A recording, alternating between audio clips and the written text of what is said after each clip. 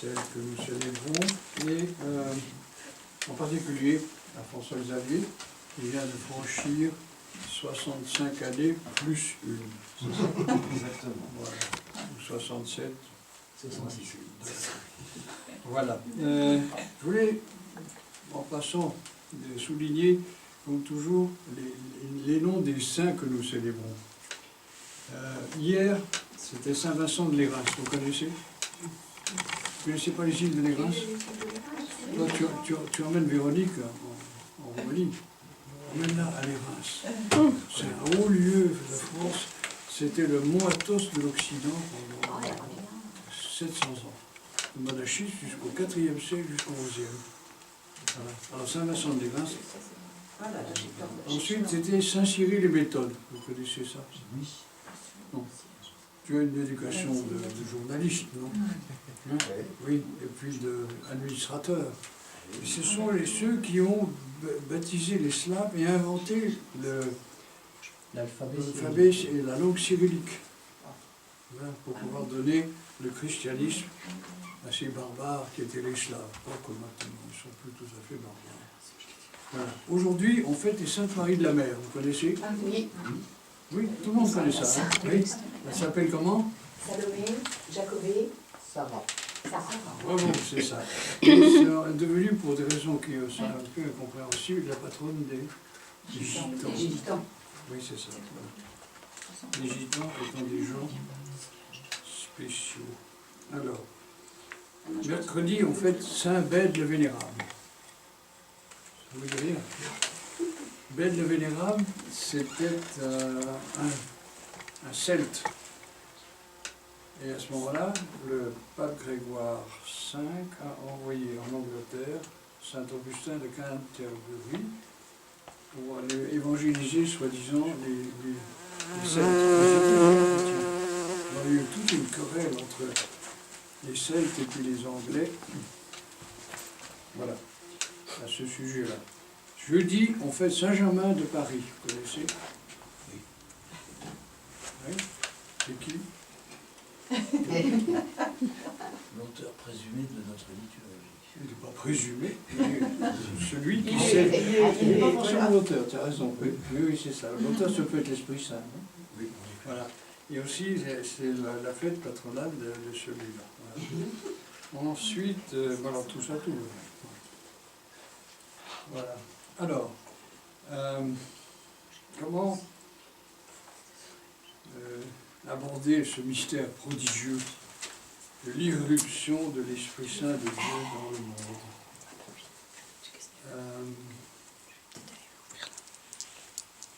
Lorsque peut-être on peut passer par le chemin que voici. Lorsque quelque chose de l'esprit s'anime dans l'univers, mettons, est-ce que vous pensez que les idéologies, ce sont des phénomènes de l'esprit? Oui, non? L'âme. Comment? Eh bien, il y a de l'âme et de l'esprit. Il y a les deux dedans. Oui, c'est ça. C'est quelque chose qui, comment dire, qui s'empare de l'être humain. Et il y a des esprits, comment dirais-je, bénéfiques, et il y a des esprits maléfiques. Voilà. Mais souvent, de l'humanité, on est animé par le monde des esprits qui, d'une manière ou d'une autre, voilà, donne de l'énergie. Et alors, quelquefois, ça forme des révolutions, quelquefois, ça forme des civilisations tout entières qui vivent selon, je sais pas, l'esprit de la philosophie des Grecs, l'esprit qui anime aussi, par exemple, le peuple juif en tant qu'il est élu pour une certaine mission à travers le temps et l'espace. Enfin, en tout cas, ce qui est à remarquer, c'est que quand un esprit vient, tout d'un coup, les choses deviennent vivantes. Pour le bien, pour le mal, ça c'est une autre question. Alors aujourd'hui, qu'est-ce qui s'est passé il y a 2000 ans, et que nous fêtons également, parce que en même temps c'est réel pour maintenant, c'est l'Esprit Saint de Dieu lui-même qui descend dans l'univers pour la première fois personnellement. Jusqu'à là, il était venu, comme vous savez, le Créateur, c'est le Père, le Fils et le Saint-Esprit. Mais il est là, à l'origine, comme celui qui fournit l'énergie à tous les registres de l'être. Mais là, il vient personnellement, et c'est la première fois dans l'histoire qu'il se manifeste de cette manière-là. Et à ce moment-là, qui est réuni à Jérusalem, qui attend justement sa descente? Combien était-il? Bravo. Bonne réponse. Ils étaient 120. Et vous savez qu'est-ce que c'est que 12, 120, 1200 on va dire, c'est la porte de Jérusalem. Jérusalem céleste a 12 portes. Donc 12, c'est le nombre de la plénitude des relations entre Dieu et la création. Voilà. Alors ils étaient 120. L'Esprit Saint est venu, il les a tous mis, disons, à leur place exacte, comme ça, sous forme de feu. C'est pour ça que nous portons des roses. Et il leur a donné quoi? La plénitude de... Enfin, vous savez tout ça, non? La plénitude de la vie et de la connaissance de ce qu'ils sont, les deux. Voilà. Autrement dit, il les a vivifiés. Et tout d'un coup, ces 120 sont devenus des flammes de feu et ils ont acquis en eux la capacité que le Christ avait introduit dans l'univers, qui est de transformer le monde et ensuite de le rendre capable de Dieu. Parce que l'Esprit Saint, il est Dieu, il a communiqué la nature. Peut-être c'est compliqué ce que je vous ai dit, mais c'est absolument indispensable à repérer. On peut se poser la question la suivante. Qu'est-ce que le Christ a opéré dans le monde? Ben, mettez-vous à l'ascension. Vous faites partie nous sommes 12, non? 1, 2, 3, 4, 7, 8, 9, non, il y en a 3 là-bas. Voilà. Mettez-vous à l'ascension. Il y avait les 12 disciples, et puis Marie, non? Et qu'est-ce qu'il voit? Le Christ s'élever, mais il ne s'élève pas tout seul, il s'élève avec ce qu'il n'avait pas à l'origine. Qu'est-ce que c'est? La nature humaine, physique, psychique et spirituelle. Et il traverse les esprits, le monde des esprits, c'est-à-dire les hiérarchies angéliques, pour élever la nature humaine jusqu'au sein de la paternité divine, dans les entrailles divines. Voilà. Et qu'est-ce qu'on dit? Il fait en ce faisant, il sauve la nature humaine. Voilà. Et là, sur ces ébouvés, par exemple, les évêques portent ce genre de choses-là. Vous savez qu'est-ce que ça signifie? La brebis perdue, c'est de la laine en principe. Hein. Alors, ça ne ressemble pas beaucoup à un agneau, mais quand même, c'est la brebis perdue que le Christ prend sur ses épaules et qu'il emmène, disons, en ayant rénové, de passer à travers la mort et la résurrection, il leur a donné sa nature initiale, et puis elle entre au sein de la vie divine. Seulement voilà, les apôtres restent, et Marie, au moment de l'ascension, restent où? Voilà. Comme ça, sur terre. Et puis, il a un regard en haut, ils voient le mystère, mais en même temps, ils sont arrêtés. Alors, qu'est-ce qu'on peut dire sur ça? Le Christ a sauvé la nature humaine. Et en même temps, la nature extérieure, et toute la nature universelle. Seulement, il n'a pas sauvé les personnes.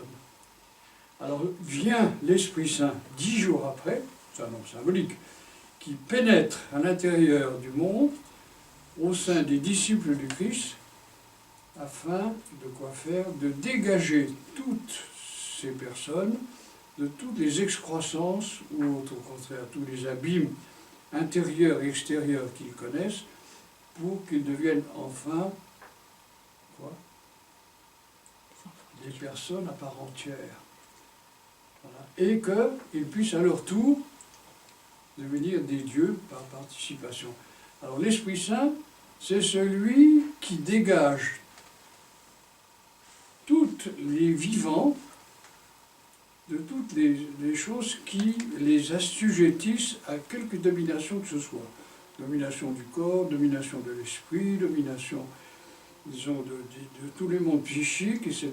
Il défait tout ça et il rend à l'homme sa stature unique d'être humain unique. Voilà. alors, je veux souligner une chose que vous connaissez tous. Nous vivons en Occident, n'est-ce pas? Quand on est chrétien, on insiste sur quoi? Ben, sur le Christ, non? Vous entendez beaucoup de paroles sur le Christ, il a fait ça, l'évangile, vous connaissez, etc. Et on insiste tellement qu'on oublie le Saint-Esprit. Voilà. Et on oublie quoi? Ce pourquoi il vient. Parce qu'on peut dire, le Christ, il a tout fait, non? Hein? Ça suffit, il n'y a pas besoin d'autre chose, non? Il a rénové la nature humaine, il a donné la perspective, il a donné tous les arguments, les moyens de faire. Alors pourquoi est-ce qu'il y a besoin d'un autre? Justement, parce que nous ne sommes pas, disons, des êtres uniques. Alors, l'Esprit Saint vient, pour quoi faire? Pour transformer ceux à qui le Christ s'est adressé, mais qui ne sont pas transformés. Pourquoi ils ont partagé le travail? Ça, je ne peux pas vous dire. Mais, en tout cas, tel est le sujet. Si le Christ sauve la nature humaine, l'Esprit Saint sauve les personnes.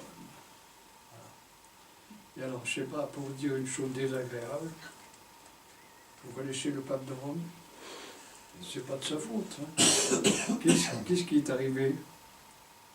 Ben, il est disciple de Saint-Pierre. Saint-Pierre aimait le Christ, et rempli d'ardeur pour le Christ. Seulement, il ne comprenait pas tout. Alors, l'Esprit Saint n'était pas forcément descendu sur lui.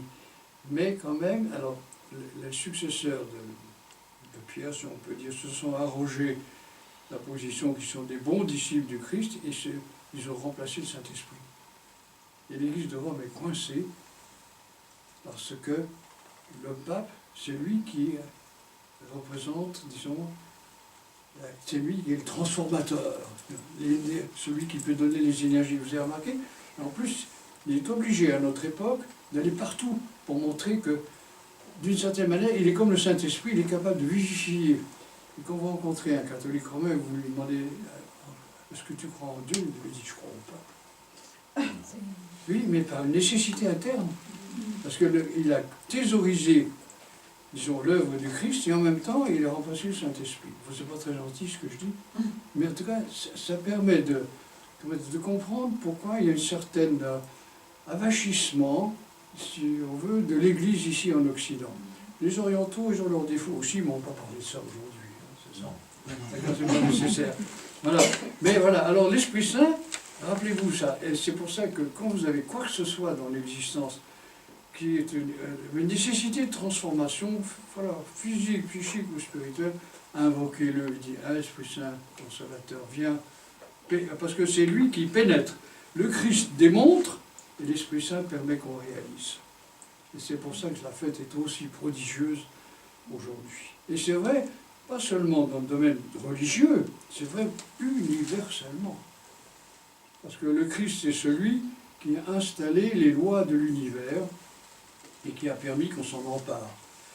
Mais les lois, elles sont dépassées par celui qui les tient. Et qu'est-ce qui nous permet de tenir les lois? Ben, c'est l'Esprit Saint. Voilà. Alors, on réfléchira peut-être une autre fois là-dessus, mais mettez dans votre cœur et dans votre esprit la nécessité de la présence de l'Esprit Saint de Dieu qui seul peut nous permettre de transformer notre esprit, notre cœur et nos actions. À nous la gloire au siècle des siècles. Amen.